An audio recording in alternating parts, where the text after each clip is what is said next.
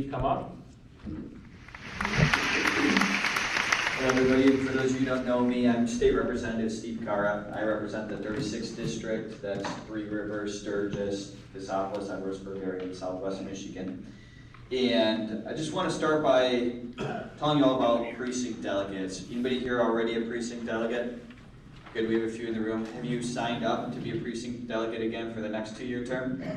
Raise your hand. How many have signed up to be a precinct delegate for the next 2-year term? A few of you. Okay, I thought I might see a few more than that, but that's good news because that means we've got opportunity to recruit a lot more precinct delegates.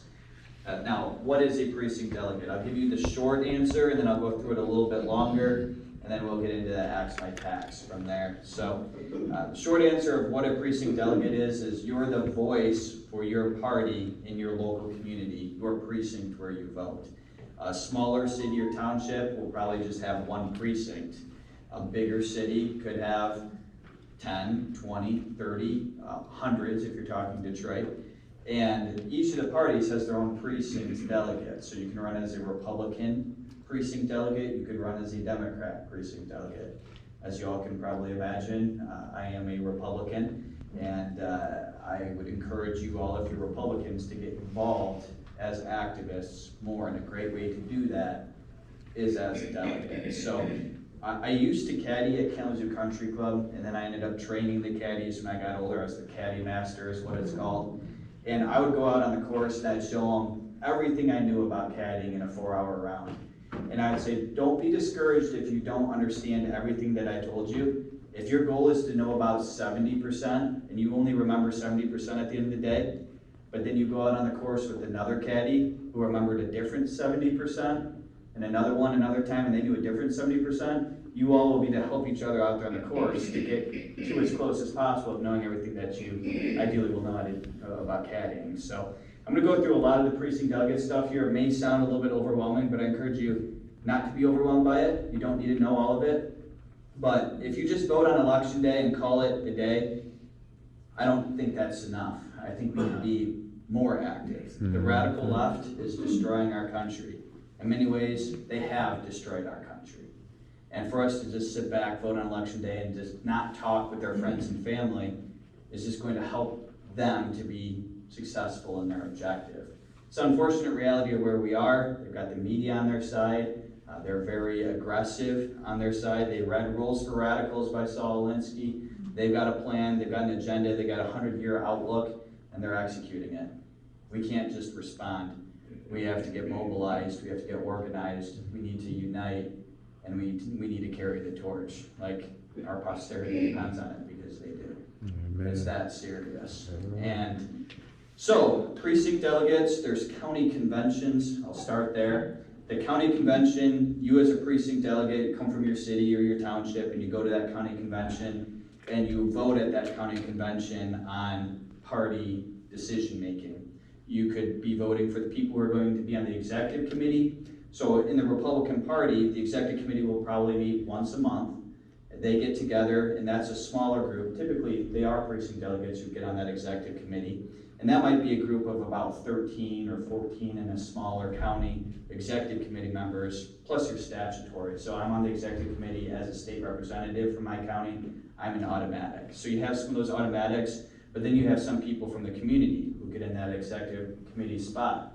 Well, it's the precinct delegates who get to decide who gets to be in those executive leadership spots. Maybe you would want to get involved to that level. Maybe you say, hey, I don't want to do that, but I can go to that one convention and pick who that guy is who's going to be on the executive committee. There's also the state conventions. So the county conventions, the delegates get together and they pick people to go to the state convention. And at the state convention, they work on state Republican Party or Democrat Party decision making. When we vote in primaries, and I say you get conservative victories in primaries and Republican victories in November, they're both incredibly important. But there's some races that you don't vote on at the primary. So for state rep or US Congress or US Senate or governor, those ones you get to vote on who the Republican is in the primary. But Attorney General, Secretary of State, Lieutenant Governor, there's a Board of Trustees, the state party chair. All those decisions are done by delegates at the state convention. And taking those types of leadership roles within the Republican Party is something that you can influence as a delegate that you don't get to influence as a voter in a primary. So just something to consider how you get involved more. You can also door knock. You don't have to be a precinct delegate to door knock, of course, but a vision that I would have for communities to consider is door knocking in the primary season. I think what the party should do, it should have the Democrats are terrible in these ways on one side, Republicans are awesome in these ways on the other side, and during the primary season, not picking who the party shouldn't get involved in the primary would be the theory. The party would have that compare and contrast, Republicans are great, Democrats suck, vote Republican on November 5th, and just leave it at that. Go out as a precinct delegate to your community, say, hi, I'm the precinct delegate for the Republican Party. I just want to encourage you to vote Republican in November. Give it to them. Perhaps carry a petition form around for something good like AxMITax while you're at the door, getting something else done while you're there. And then after the primary is done and we know who our candidates are, we could then have the slate. These are all the candidates from the top of the ticket down to the bottom of the ticket. These are your Republicans, including the nonpartisan races. So Michigan Supreme Court Justice, I field, I'd say over 100 questions in an election year. Who should I vote for probate judge? Who should I vote for circuit court? Who should I don't know. And people from all over the state are asking me this. I was like, oh man. So now I'm over here doing work trying to figure out who's running for judge in their local community somewhere else in the state. And that's taking up my time and energy, which that's fine. I want to help people. But if you all were out there carrying literature that answered all those questions for everybody, and we were informing people, these are your Republicans and these are the good guys up and down the ticket, then we would all be more efficient.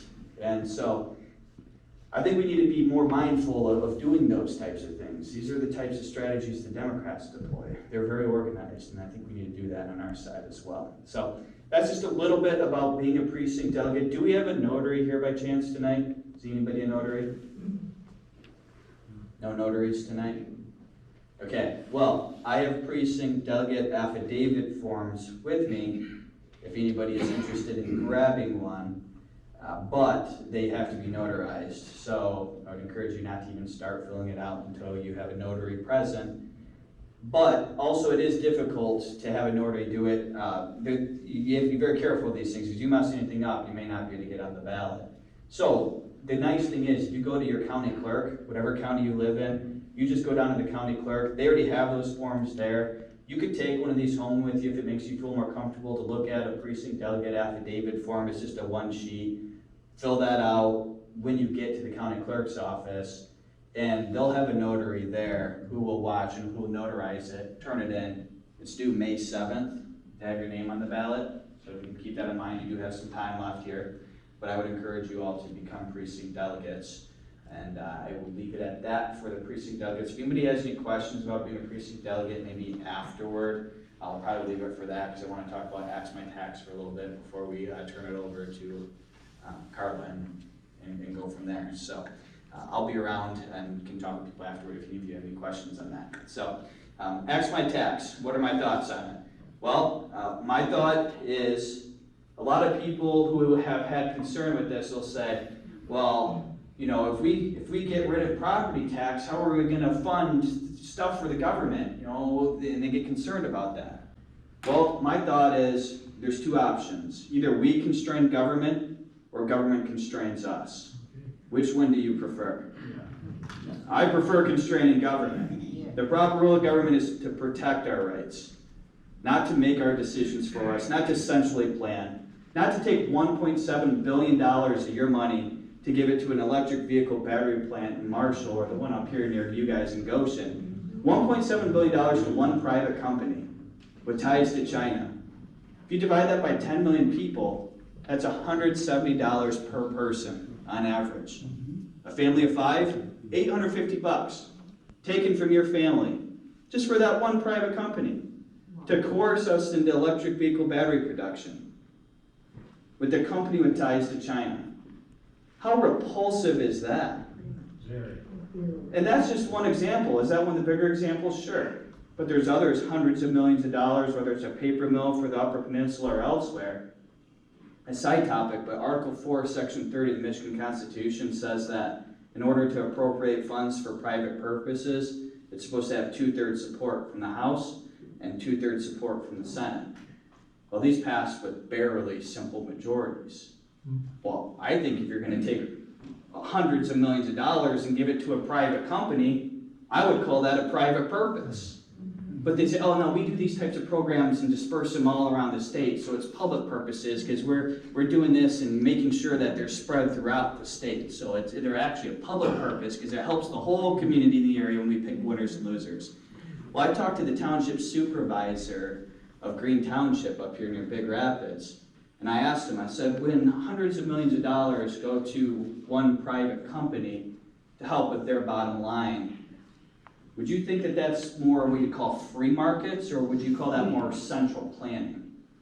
I asked him that in a private meeting, and he didn't answer it. I asked him again. So is that free markets, or is that central planning? When you take money and you compel other people, taxpayers, to fund a private organization, is that free markets, or is that central planning? That's central planning. I believe in free markets and equal opportunity and less rules, regulations, taxes, fines, and fees. I believe in a business-friendly environment for everybody. I think having property taxes set at a certain level and then giving special tax abatements to some companies who have ties to the government, getting a special deal, is reprehensible. I would rather lower taxes across the board for everybody. And so if we can eliminate property taxes altogether, that's a huge chunk of money that the government's not getting, and I think that's wonderful. Because I want it to stay in your pocket, not go to those large corporations and special interest groups. But they have control in Lansing, and they have control in Washington, D.C., and they like to get their way.